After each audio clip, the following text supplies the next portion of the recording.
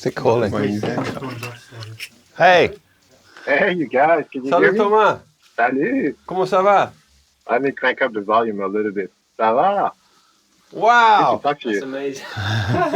Wow, man, we're so happy to see you. Hey, welcome to the ISS. Thank you. Smaller than I thought.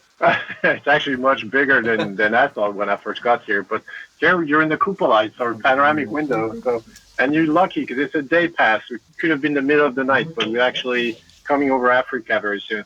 Wow. What can you see from your window right now? Well, I'll show you, right?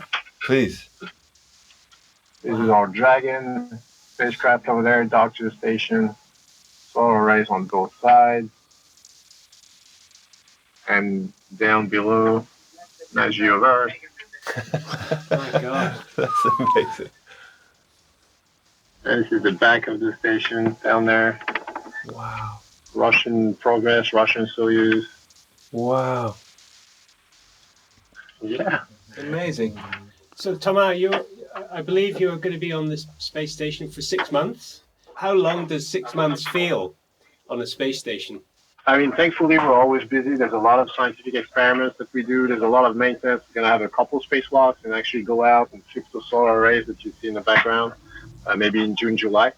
So as long as you're busy, it goes really fast. And, you know, it's psychological. When you reach the midway point, then you feel like it goes downhill from here. Yeah. And then the last months goes so fast because you start thinking about, it's like when you're on a tour, I'm guessing, you start thinking about coming back home, what you're going to do, you know, taking a break, seeing your loved ones, and then it feels good to come back home.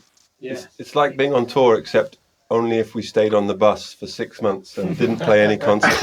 Yeah. How do you feel about Earth when you're flying above it? And people? You know, it's a great question. It's, I mean, it goes without saying from here, you don't see borders, you don't see any of that. You only see rivers, mountains, and all those natural features. We're flying over Senegal right now. And you tend to think that all the divisions we create are just constructions of the mind. They don't exist naturally. We just make them happen. So that's just one thing. And then the other one that really struck me, especially during my first mission, is it's amazing how small and kind of finite and fragile the Earth is. We don't get this impression when we're on the ground because everything seems so big. I mean, you cross an ocean, it's vast. You go to mountains, it's unbelievably big. And it seems like there's no limits to it, but really from space, you can clearly see it's an oasis, it's a ball, it's self-contained. Everything we have is here. There's nothing else anywhere else. So you have to use your resources wisely. You have to share. You have to work together. Yeah, that's a beautiful perspective. That's how we feel too. I'm not trying to look cool, but you're supposed to wear these when you're in a cupola. Okay. Uh-huh. Well, now you look more like a rock star than we ever did. It's like talking with Bono. Yeah. Hey, Thomas, what happens if you feel depressed or anything? What do you do? Sometimes I like in the evenings when everybody goes to bed and the station is dark, we switch the lights off. I put on my ear sets, I play some music, and I just float. You know, you let yourself float in the station, and then when you bump against something, you slowly react, and then you float in the other direction.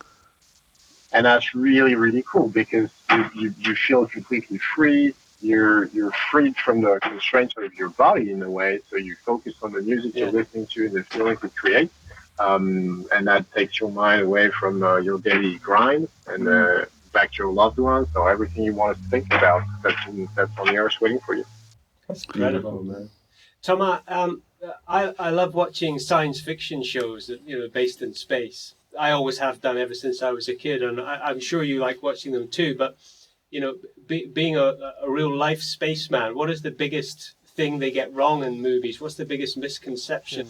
One of the biggest things that get wrong is when they put the spacesuits on and they go outside. So in the movies, it just happens like, oh, let's put a spacesuit on and go outside. Spacesuit, open the door, boom, they're outside. In reality, you can't do this. It takes hours to prepare. And so if you don't breathe oxygen, if you don't purge your body, your blood of the nitrogen, you're going to have decompression accidents just like in scuba diving. So only that takes like 1 hour of breathing and trying to purge your blood. and then checking your spacesuit, getting it to fit correctly, preparing all the tools, venting your airlock, etc., etc. It takes 3, 4, 5 hours before you can go out. So, but in the movies, obviously, it doesn't work, right? That's the plot. So those guys just put the spacesuit on and go out. But yeah, that's one of the things that make me cringe. If it takes 4 hours to get ready, how long can you be outside walking for? Your spacesuit is actually a mini self-contained spacecraft. You have oxygen, you have CO2 scrubbing, CO2 that you'll produce by breathing. That would poison you if you didn't scrub it. You got electricity for your systems on your radio and all the rest of it. And you got water to keep you cool or warm. You have your own heating system. Based on this, it depends, but usually the CO2 is limiting you, and that's going to be 7, 8-ish hours. You have a lot of oxygen, so oxygen is not going to be the problem. The problem is going to be CO2. That's a long day.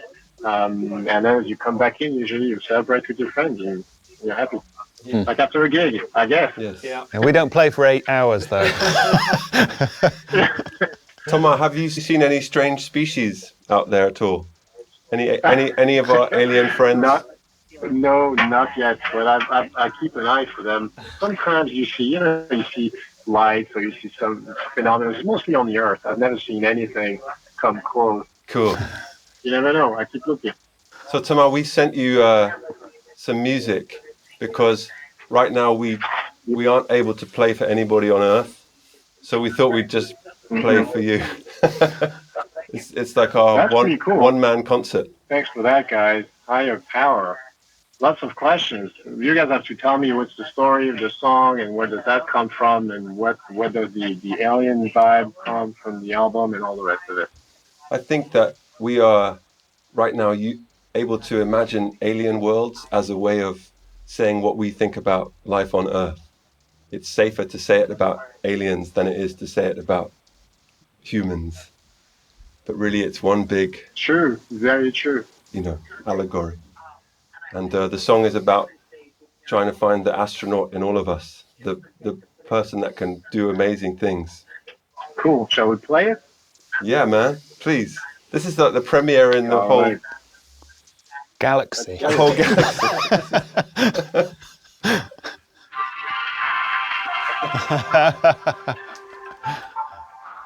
Thank you, our brother. See you on Earth, Tom. Take care. Bye, bye, bye. Cheers. What a dude. Bye. Hey, that was amazing, man.